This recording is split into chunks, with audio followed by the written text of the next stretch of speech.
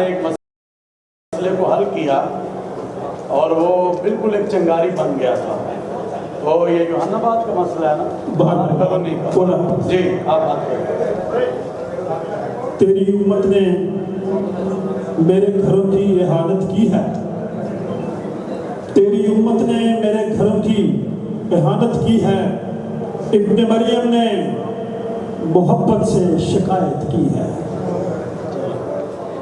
ہم آگ بجھانے والے لوگ ہیں، لیکن میں اس وقت یہ کہنا چاہتا ہوں کہ چرچ ہم نے خود ہی پہلے بھی بنائے تھے، ہم بھی بنا لیں گے.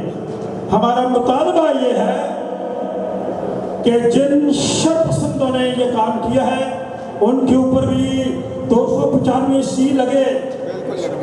اگر 9 مئی کے مجرموں کو پہچان کر ان کی شناخت کر کے پکڑ کے ان کو اندر لیا جا سکتا ہے تو ان لوگوں کو جنہوں نے بے گناہ لوگوں کے گھروں کو جلا دیا ہے، جنہوں نے اللہ کے گھر کو نہیں چھوڑا، ان کو سزا کیوں نہیں مل سکتی؟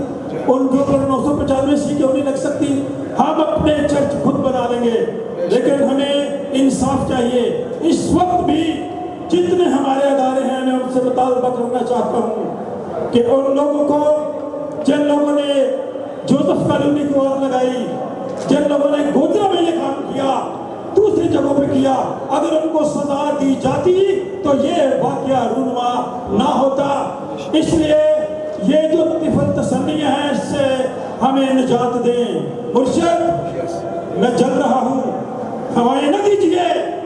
مرشد میں جل رہا ہوں، ہوائیں نہ دیجئے. مرشد ازالہ کیجئے، دوائیں نہ دیجئے.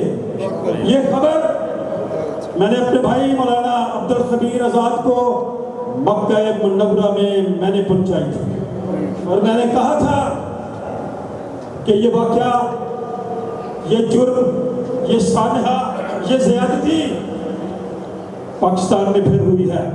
جتنا ہم امن کے لیے کام کرتے ہیں اتنی بدامنی ہو رہی ہے.